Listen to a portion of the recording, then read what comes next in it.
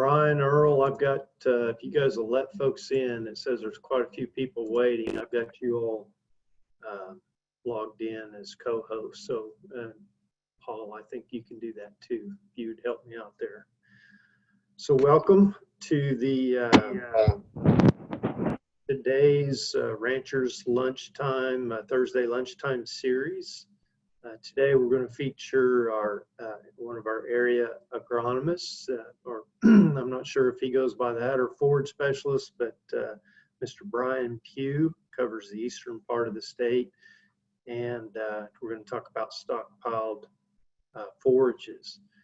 Before we do that, I just want to mention I had the screen shared there for a while showing the series coming up here starting August 13th.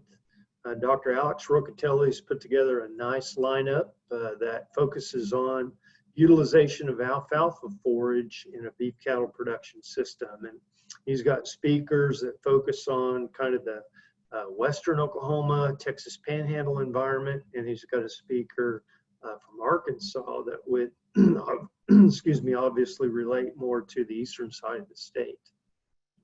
And then we have other wide range of topics there with alfalfa, and I think you'll enjoy that. I'm looking forward to the one discussing alfalfa silage or haylage relative to hay. Realize that if you're interested in participating in that webinar series, that you'll need to register again.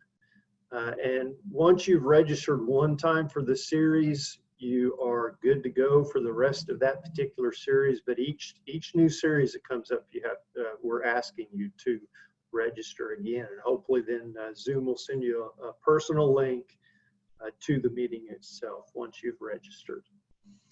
Remember, you can go to beef.okstate.edu to view any one of these previous videos. This series and the previous two series, we have used the Zoom meeting format. That's why you can see everybody's name here in front of you. In this next alfalfa series, we're going to switch over to the webinar format. So it'll look just a little bit different. You probably won't be able to see who all's on and so on. And maybe we can do a few more interactive things with maybe a survey, a brief survey and that kind of thing. All right, so please feel free as we go through here this afternoon to type in any questions with chat down at the bottom of your page there, and we'll try to get to those.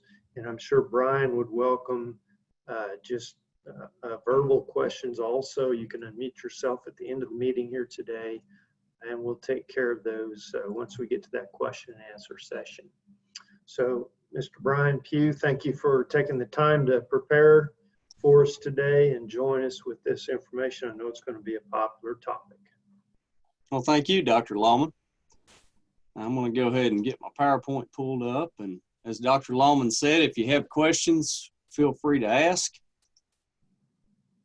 Host has disabled participant screen sharing. Okay, you may have to make you, yep, going to have to redo your co-host since it kicked me off there earlier. Okay. Now you should be able to go now.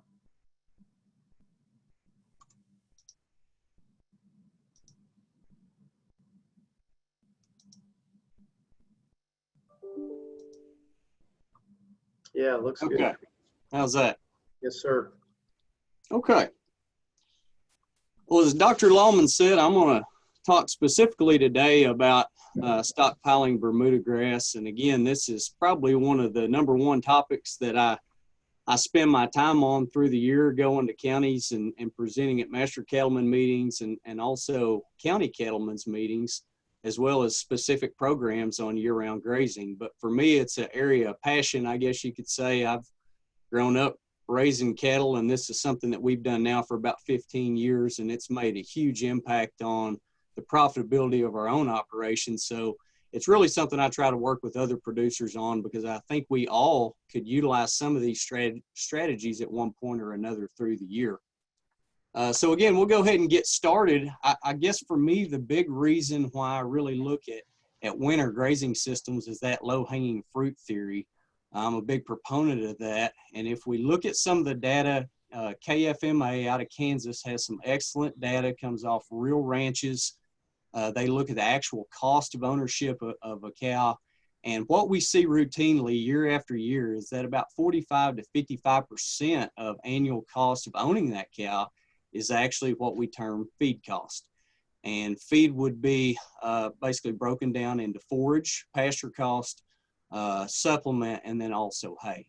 And again, the proportion of that weighs very heavily. Most of that cost actually is in the purchased hay and purchased supplement category. So that's kind of the area that I like to start at, is how do we get away from some of those purchased inputs in the cow herd and get back to making the cow do the work. And I often talk in some of our meetings that, you know, anymore, we used to say $1 per cow per day would kind of knock that cost in the head. We're well above that now. If we look at just a simple $35 per 1,100 pound bale of hay, we give a 1,200 pound cow free choice access to that hay. We're right at $1 per cow per day in cost, not assuming any losses at that point. And then if we look at just kind of a run-of-the-mill byproduct commodity type blend like we use a lot in eastern Oklahoma, 4 pound feeding rate a day, we're at 50 cents roughly. So we're at $1.50 per cow per day right there. And we haven't even accounted for equipment or labor or fuel or waste of the supplement or hay that we're feeding. So again, it's pretty easy to see we're stacking a lot of money in a cow herd through the winter just to get them through to when that next green blade of grass comes out in the spring. This is some old data. Bob Woods actually put this together before I started as an agronomist. I think it still applies very well today. Won't spend a lot of time here, but back in '99, you can see there are about 80% of our producers in northeast Oklahoma that were surveyed on this. I believe it was about 800 total surveys, indicated that they fed over 90 days of hay. And when I'm out and about, and I'll usually hit between 50 and 75 meetings a year, I talk to producers about this very thing, and I feel like we're getting maybe more producers now that actually feed over 120 days than what we even had then. So just to tell a little joke, I was at a meeting one night. I won't tell what county I was in, but I mentioned I had a lot of producers that were routinely feeding 150 days of hay. And one of the producers there said, "That's crazy. Nobody would feed that much hay." And I said, "Well, what does your hay feeding season look like?" And he said, "Well, I try not to start feeding hay until around the 1st of November if possible. And then I'm always off by the 1st of April, if not April 15th in a bad year." So I'll let that sink in a minute. But if you add that up, that's actually 150 to 165 days of hay. And I think that's part of our problem, is we've let how easy it is to put up a round bale of hay and how easy it is to feed that bale of hay cloud our judgment, and it kind of overshadows the fact that we're spending almost half the year feeding hay back to the cows. So if you're in that same boat, I think what we have here today is really going to help maybe change your outlook for the future. Again, I want to start talking today mainly about Bermuda grass, and why do we start with Bermuda? For me, when I look across eastern 40 counties, almost every producer in eastern Oklahoma has Bermuda grass. At least some Bermuda grass, if not their entire property is in Bermuda. And I think even as we go out into western Oklahoma, probably 2/3 of our cattle producers in the body of the state utilize Bermuda grass in some form. But again, working with a lot of these producers over the last decade, basically, I would guess that at least 95, if not 98% of those producers never truly manage or optimize their management on Bermuda after September 1. And honestly, I've had producers say, "Well, Bermuda just doesn't grow much after September 1. That's why I don't manage it." So I hope to change your outlook on that today as well. Going back to that low-hanging fruit theory, why start with Bermuda? It's already established on a lot of our places. It's a good perennial forage. We don't incur any new planting cost. It's very resilient. It stands up to intensive grazing and also droughty conditions. Highly responsive to nitrogen if we're willing to put some fertility down on it. And it will also meet a cow's nutrient requirements. Now, I'm not going to say that it's like small grains or crabgrass or something like that that easily exceeds her requirements, but for most parts of the year, if we manage it correctly, it will at least meet her nutrient requirements as far as crude protein and energy, or TDN. So I'd like to go back to that theory that, you know, after September 1, Bermuda stops, and I want to look at this graph, and if I could direct you towards the blue line first, that's our rainfall patterns as we go through the year. And for most counties in Oklahoma, the magnitude of rainfall will be different, but we do follow this same bimodal type pattern. We see a peak in rainfall in late spring, early summer, around May, but as most county educators will tell you, we also have a peak around the county fair time, around that September time frame. We get quite a bit of rain there. Matter of fact, we get enough rain on fertilized Bermuda grass to make at least a ton of production in most Septembers. So I'll now direct you to the orange line, and that is Bermuda grass growth. The numbers you're seeing in the boxes is the percentage of yield on a monthly basis. So if we look at September, October, and November, what we see is about 25% of Bermuda grass's potential production occurs after September 1 in the fall. And again, for a common Bermuda grass stand, if we're willing to fertilize, we can make 4 to 5 tons of production per year in eastern Oklahoma. And again, that tells us we can make at least a ton of production there after September 1, just based on when we kind of divvy up that production on a monthly basis. So again, keep that in mind. There's still a lot of growth we can get after September 1. Now let's talk a little bit about how we stockpile that Bermuda grass. Ideally, we'd like to see you start latter part of August, definitely by the 1st of September, and try to get that forage down short to about a 2 to 3 or 4 inch height. The reason we want to get it short is we're essentially resetting that forage clock, so to speak. We're putting that plant back into a vegetative regrowth phase, which is a very high quality phase of growth. And that's what we want. We want to try to increase the quality of that forage. Many times I've had producers say, well, you know, I've run cows on Bermuda grass that I kept the cows off of in June and July and early August. And again, that's going to be very mature, very low quality forage that doesn't meet a cow's requirements. So this is more specific management to try to increase quality. You can graze it off. That's my preference. It works great in hay meadows where you can bale off that last cutting there at the end of August and be ready to fertilize. If you have to, you can shred it or brush hog it, but that's probably my last preference when I rank those. We then want to come in and apply anywhere from 50 to 75 pounds of actual N, and I kind of ran some current economics on that here just yesterday, and based on Northeast Oklahoma prices, the cost of nitrogen per acre would be about $16 to $24. Add another $6 per acre for application costs. So this is a really good year to be stockpiling. We're going to be around $22 per acre to get that fertilizer out. Expect about 1 ton of forage per acre.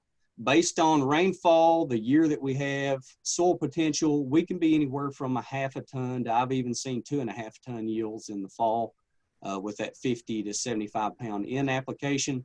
And we're going to target grazing after that frost. So again, another misnomer is when that Bermuda turns brown and you have to break a jacket out of the closet, it's now time to start putting hay out.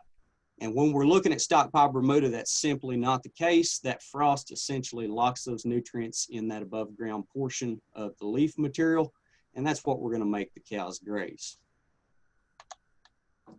Again, if we do that on most years, on average, across all of our trials that we do and have done in the past, and also producer demonstrations, we see 1 acre per cow should give us about 45 to 60 grazing days. You know, if $22 will get me through 2 months, that's coming out right around 37 cents per cow per day.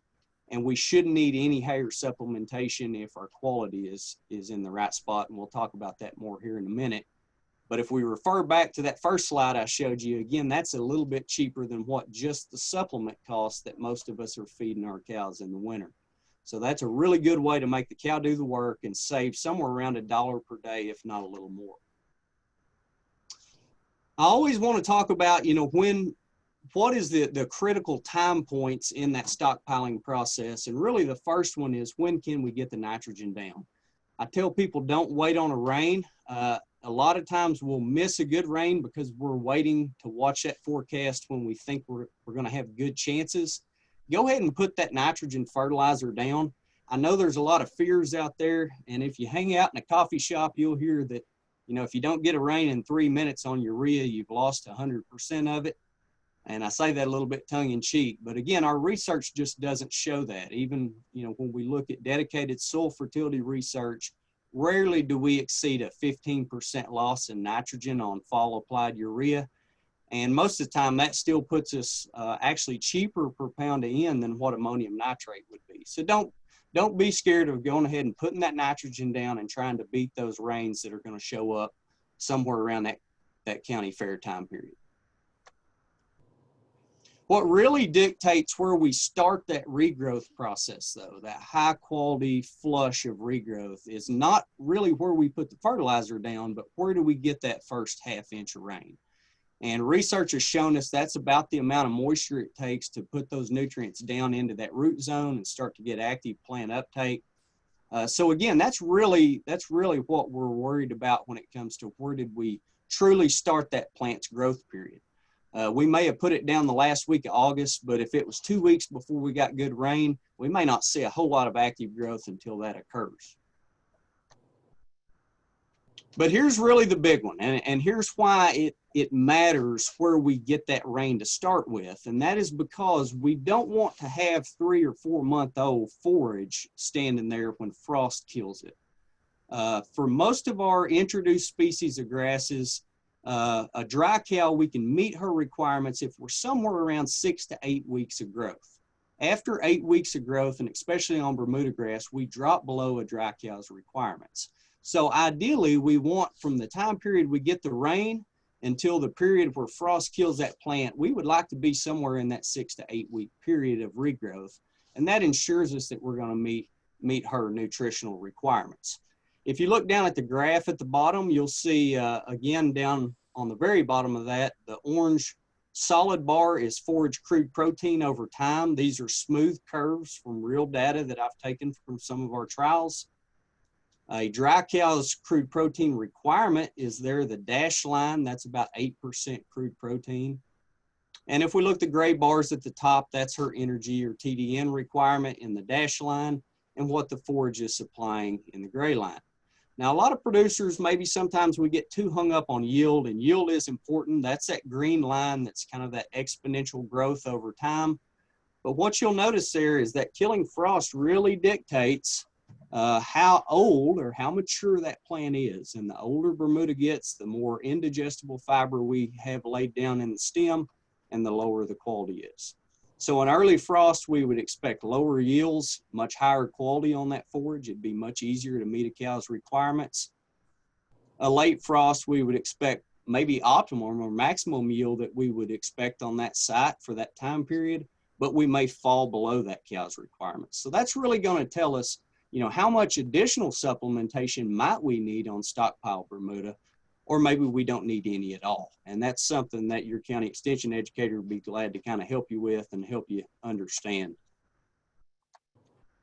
I won't spend much time here, but I do want you to understand when we're stockpiling forages, we can make a big difference in the cost relationships, the economics of stockpiling and getting that forage into a cow's belly by essentially how we graze it. So continuous grazing strategies is what a lot of us use, but that is probably one of the most inefficient ways to utilize that forage, because we do get a lot of trampling waste and defecation and things like that that waste that forage.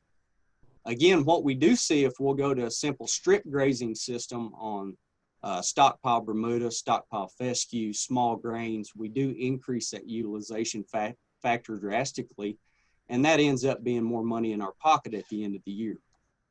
I won't spend a lot of time here. This was something we had used in the cow-calf boot camp. This was data from Perkins year before last. we actually compared continuously grazing stockpile Bermuda to strip grazing stockpile Bermuda. The gist of that research there showed us we had about a 15% increase in utilization.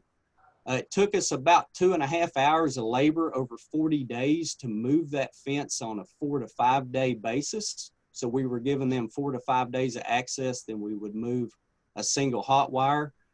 That increase of 15% utilization basically gave us 8 additional grazing days on that cow herd. And if we looked at replacing the hay and supplement that would have been used, that was about a $520 savings for that 8 additional days. That paid for our entire electrified fencing setup, and it also gave us some additional money to go back towards that almost 3 hours of labor that we had in it. So again, I highly recommend strip grazing, and you don't have to move the fence every day. Even moving the fence once a week, that's what I do on a lot of mine. I try to move the fences on the weekends. We still see benefits from that, just from limiting the access to the entire field of stockpile.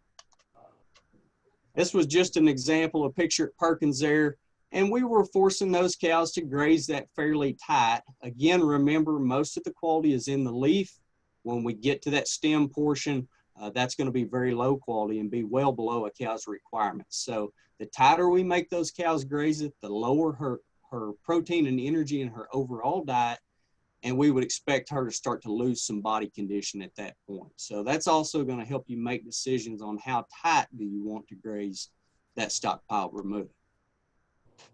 Some of the pitfalls to watch for, especially if you've never stockpiled Bermuda before, I would tell you the very most important thing you can do in year one is to go out there and take a standing forage sample after frost occurs, after we get brown out.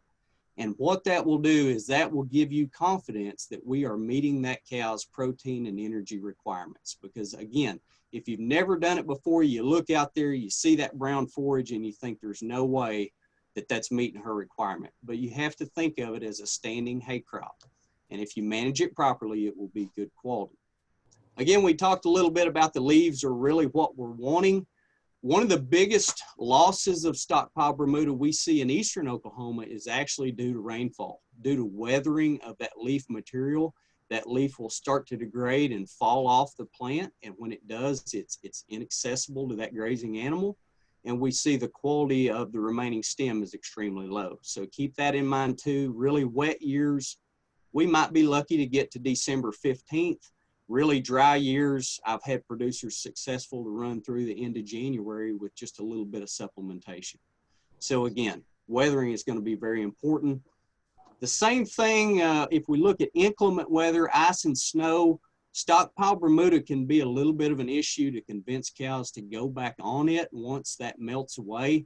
I've actually before lost 45 days of grazing on stockpile Bermuda. We had a light ice and about 2 or 3 inches of snow. The cows were not able to bite through the 1/8 inch of ice, so we fed hay for 3 days. And then essentially we starved those cows for 3 days and could not get them to go back on stockpile Bermuda. So that's one issue you might run into that's drastically different than small grains pasture or fescue. Cows will dig through snow to get to that green forage. It's not quite the same when we look at stockpile Bermuda, even comparing it to a native, standing dormant native forage source as well. They just don't like to go back on it after inclement weather. Other things to watch for, if you have fall calvers, lactating cows, you're going to be right on the edge of that cow's requirements. So that may require more supplementation than that spring calving herd. That's why it's really critical to monitor your body condition scores and your manure pats. Try to figure out the quality that she's actually getting in her diet. You may have to supplement her some. I do get questions on, how tight can we graze that? Are we going to hurt Bermuda if we graze it tight in the winter? And the answer to that is usually no. If we get extreme cold weather, we can see some winter damage, some winter kill. If we get too cold on the stolons above ground, but we're really not hurting the energy reserve in the root if we're grazing that dormant forage even all the way to the ground. So you have to think the living portion of that plant is below ground after frost. You're not going to hurt it based on grazing strategy at that point. One last thing, I do get questions sometimes, what about a late frost year? It hasn't frosted yet and I have to put my cows on that Bermuda. We can see some stand issues, depleting energy reserves from the root if we're grazing it right before frost, really hard, really tight and close to the ground. So kind of my recommendation is continuous graze it through frost.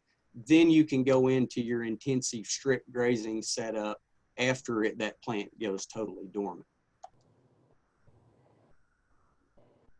Okay, I'm just going to give you a little bit of data here, and this will kind of wrap up what I have, but we do have 2 stations that we've started implementing. Okay, let me stop right here real quick. I see Dr. Lawman's put a comment in here. With the excellent rainfall around the state here in late July, should we fertilize immediately? Well, that's a good question, Dr. Lawman, and that is actually, I don't know if that's a segue into what we're trying to do in the 40 eastern counties this year, is actually do county-led research trials where we compare 1st of August fertilization to 1st of September fertilization.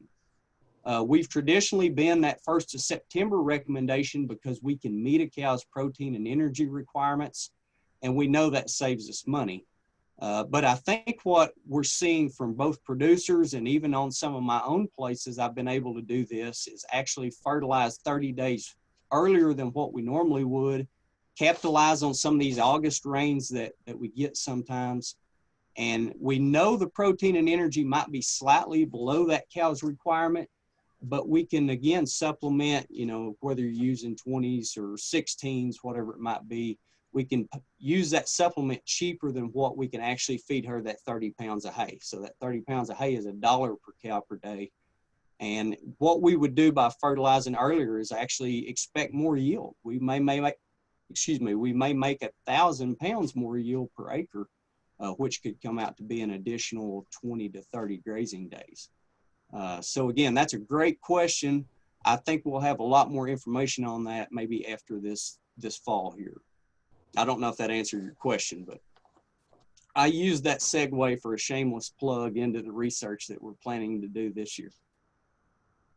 Okay, again, we've got 2 research stations where we've been implementing these strategies to show how to have a year-round grazing system, or more technically correct, a near year-round grazing system. We can't always get fully away from hay and supplement. The first one is at Perkins, Cimarron Valley Research Station. We've got 42 cows on that station now as of 2 years ago, 115 grazable acres. So we're stocked pretty tight. And our goal with this station is to show what could be done on a smaller amount of acreage to kind of hit that average cow-calf herd size in Oklahoma, you know, 40 to 50 cows. Can we do it on 115 acres? What we were able to do in the first year, I will show you 2 years of data on the quality of the stockpile. I'll only show you 1 year of data on cost and performance of the cow herds. I'm still working on going through data from this last year on that. But what we saw in year 1 at Perkins, we had a 128-day supplement reduction and a 91-day hay reduction using both stockpile Bermuda and a 1/4 acre per cow of limit graze small grains. And Dr. Lawman has done a great job of doing research on that in the past and really helped me kind of calculate out how much we needed for this cow herd.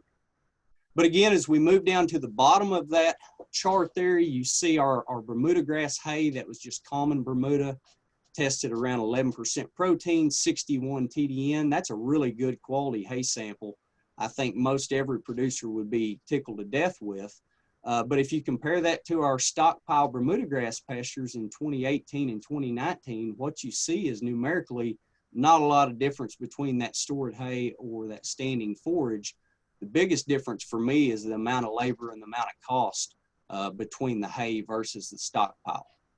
I tried to put down there at the bottom how much yield we made per acre. Really good yield inside there at Perkins on our stockpile Bermudagrass paddocks.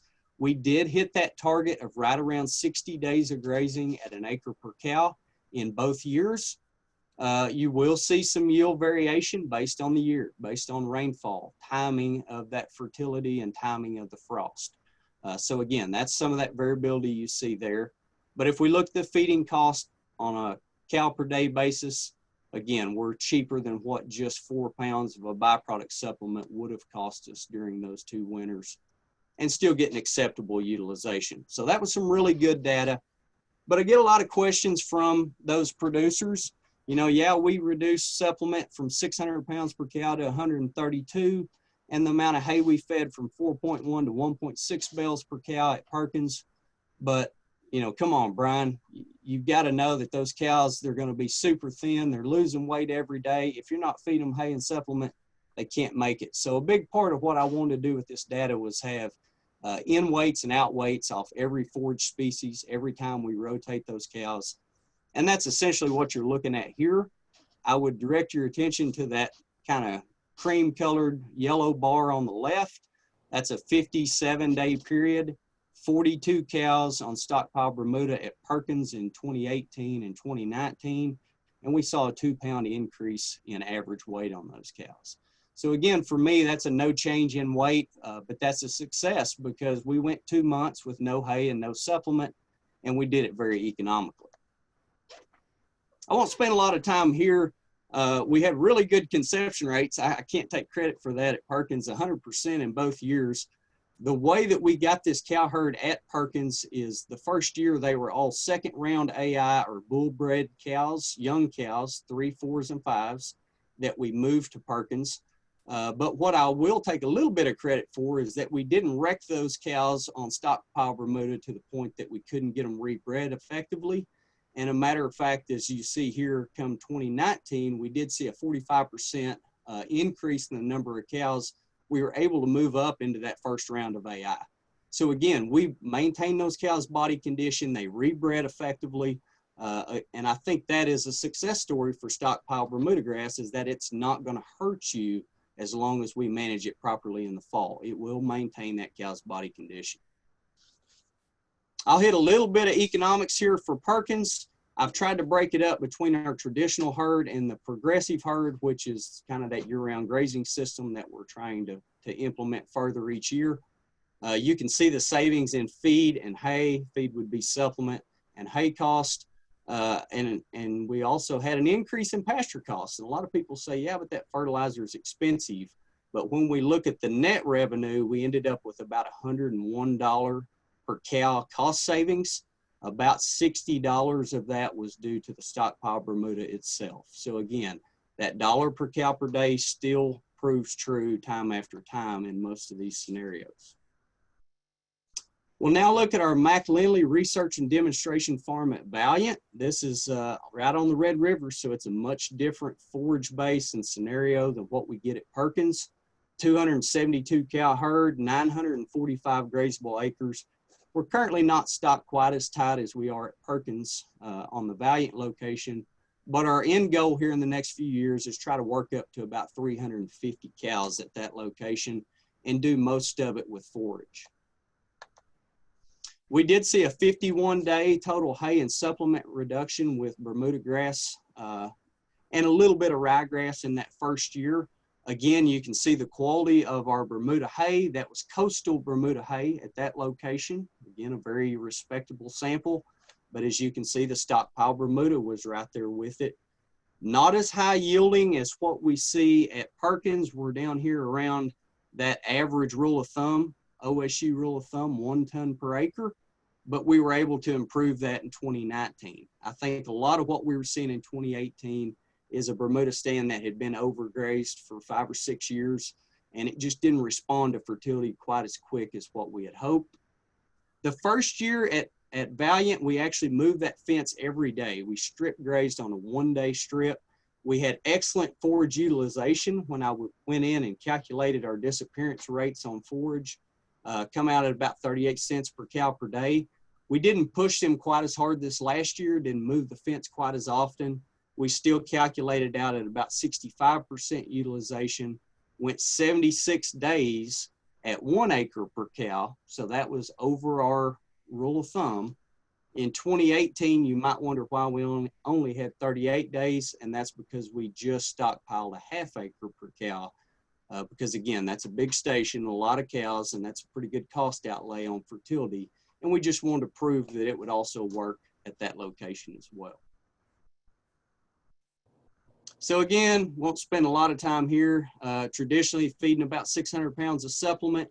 We did have to split our young 3s, 4s, and 5s away from the older cows once we went to having to hay them. We were limit feeding and unrolling hay to that cow herd, and the young cows were getting bossed pretty hard from the older cows. So we did end up feeding them some supplement to bring their body condition back up, but we fed that older cow herd 0 pounds of supplement through the year. And you're reading that correctly. Through the use of Stockpile Bermuda and the right hay and using hay analysis, hay test, to ensure that we're meeting that cow's requirements, we didn't feed those cows any supplement, that older cow herd. We had a 1 bale per cow savings, so that was about a 275 bale decrease on that herd, which added up nicely. And if we look at, again, this yellow bar here, what we saw is we lost about 9 pounds over 38 days. And again, I know that's a decrease, but to me, that's still a win. That's not much. That's 1 gallon of water, essentially, that cow would drink and could be 9 pounds heavier. So you can see our little snafu here right there. When we got into hay feeding, we fell off about 40 pounds, and most of that was due to those younger cows. So we remedied that this last year. Looking at the data, we didn't have that drop. But all in all, you know, pretty good ability to keep those cows in good shape. And again, as we look at conception rates, not near the kind of conception rates we saw at Perkins, but we did have an overall increase of about 13%. I credit a lot of that to just keeping the cows in better body condition, because those cows stayed pretty thin at the beginning of this forage demonstration. And we essentially was able to move about 13% actually into that first round of AI that had not been before. So we want to make some more progress in that area, but it looks like we're well on our way. Kind of wrap up the data from Valiant there.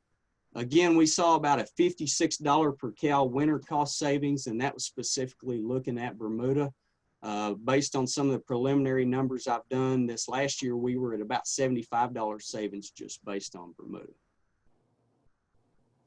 Okay, I see another text pop up here. We have quite a few folks in the meeting today from Western and Southwest Oklahoma. What can they expect in terms of yield per 50 pounds of N in those climates, and how would your timing recommendations change? So that's a good question. I think Mesonet can help us answer that question. You know, we always say, matter of fact, there's an old Texas study from back in the 50s that showed unfertilized Bermuda takes about 20 inches of rain to make a ton of yield. Bermuda grass managed under good fertility, it only takes about 4 inches of rain to make a ton of yield. And I've been able on some of my middle and 99 trials to do even better than that. So I guess to sum that up, nitrogen fertility, good fertility makes Bermuda grass much more water use efficient. So what I would start out is I'd go in and look at how much rain do I expect to get in September and October. And about 4 inches of rain with 50 pounds of nitrogen should give me 1 additional ton of forage. And I think what you'll find is even in Southwest Oklahoma, if we can get a decent rainfall September and October, we can make that ton just as well. We might be a little bit short at 1,500 pounds, but the way we can kind of fudge on that a little bit is instead of doing an acre per cow, we could do an acre and a quarter per cow or an acre and a half per cow. And that would let us kind of learn the system, but still have enough grass there, stockpile grass for 60 days of grazing. That'd get us to the first of the year. My timing recommendations, I guess they do change a little bit from north to south. I feel like we're probably 2 weeks, we should be 2 weeks later around the Red River compared to what we are on the Kansas line. So I think me and Dr. Lawman was talking about this a week or two ago. September 1, if you're up in the north part of the state, that's a good time to get that fertility down. If you're in Choctaw County or McCurtain County, honestly, even September 15th or 20th, we're still going to have a lot of growth after that point until frost occurs. So somewhere around a 2-week transition from north to south. And I want to throw one more little thing out there. You know, how do we survive in the cow business going forward? Again, for me, it's make the cow do the work, capitalize on that low-hanging fruit. And I don't know how many times I've said, you know, we can save $1 per cow per day, and how many times we've proven that. I felt like a lot of producers in some of our meetings, that just didn't ring true. And many of y'all know Leland McDaniel. Leland always had this theory that if you tell a producer you can save them money, it's hard to get them to change their practice. But if you tell them that they're losing money, then they're all ears. They want to hear that.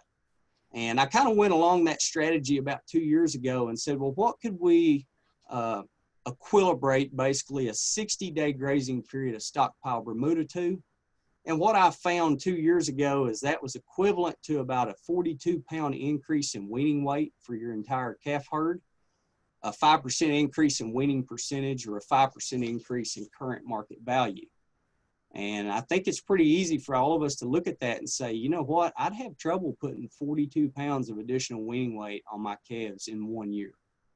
But based on all the research we've had, Dr. Lawman, 20 years now on stockpiling Bermuda? It's pretty consistent. We can expect to get at least 35 or 40 days of grazing at 1 acre per cow, if not that 60 or even more. And I have producers that are getting 75 and 80 days of grazing at 1 acre per cow because they have really good soils. So again, to me, that's that low-hanging fruit that's easier to address than weaning weights and calving percentage. Not that we don't need to think about those, but this is probably the best place to start to return to that more economical cow-calf operation. Okay, with that, that's kind of the end of what I have. That may have been too much info, but I'd be willing to take some questions now. Outstanding. Thank you, Brian. So your last graphic here reminds me one of my favorite stories. Dr. Damona Doy is now, well, she's gone to the dark side, right? She's in administration. But she told me for many years that while I'm an animal scientist, I'm interested in these things you've got listed here: weaning weight, weaning percentage, increase in market value. She told me for many years that the way to make money in the cattle industry is to control your cost and not worry so much about production. Well, turns out, I hate to admit it, hope she's not listening, but she was right all this time. That's true. And it's borne out in that K-State data you mentioned. About 2/3 of the variation in the differences between high and low cost or low profitable producers is explained 2/3 explained by cost and only 1/3 explained by increased production. Yep. Outstanding information. Anyone have a question for Brian before we let you go? All right, Dr. Taylor says he's going to share that with Dr. Doy, which is okay actually. I don't mind. I may have put them to sleep. No, I think it's really good. And by the way, this is a tremendous slide presentation. Brian, if you don't mind sending that to me as a PDF file, we'll post it there on the website along right beside the video that'll be available here in a couple of days. So if you forget some of these details, you can go back there and pick it up. Thank you, Dr. Lawman. Yeah, great job, Brian. I agree with these others that are posting here. Wonderful presentation, very impactful. Thanks everyone for joining us here today.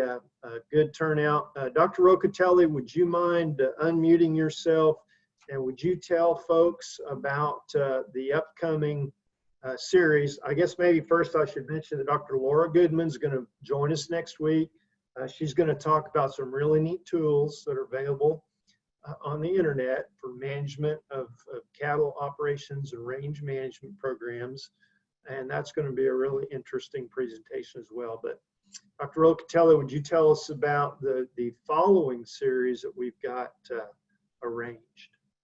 Yes, of course. So I think that you already introduced it in the beginning, but we are starting another series of the Ranchers Thursday series on August 13. So we are going to have like different topics on alfalfa management for beef cattle production, and pretty much like the topics that we are going to have is on August 13, alfalfa in low irrigation and ray-fed grass-based pastures in West Texas. I think that is applicable for the whole state, but in my opinion, will serve better the West. Now, On Thursday, August 20, we're going to have incorporating alfalfa into a Bermuda grass forage system. That's being successful in Arkansas, and we agree that that will also serve Oklahoma, especially more in the east side. On the 27th, we are going to be talking more on doing baled alfalfa silage. So I think that's a very exciting topic, because we know that in some situations, it's very hard to get it to the moisture very down that we can really make hay with alfalfa. So on September 3rd, we are talking about how to use reduced lignin alfalfa in a beef cattle system. And finally, on Thursday, September 10th, utilization of alfalfa in growing and finish rations with Dr. Paul Beck. So that's pretty much what we're going to have from August 13 to September 10. Excellent. Thank you, Dr. Rocatelli. Thanks again, everyone, for investing a little bit of your time here today to join us. Hope you'll be here next Thursday at 12:30. And have a great week. I hope you get some more rain. See you then. Dr. Lawman? Yes, sir. I would put one more plug in there that we do have a fact sheet on Stockpiling Bermuda. If anybody's interested in further information, contact their local county extension educator. Yeah, good point. Thank you. Okay, well, we're going to wrap it up. Hope to see you next week.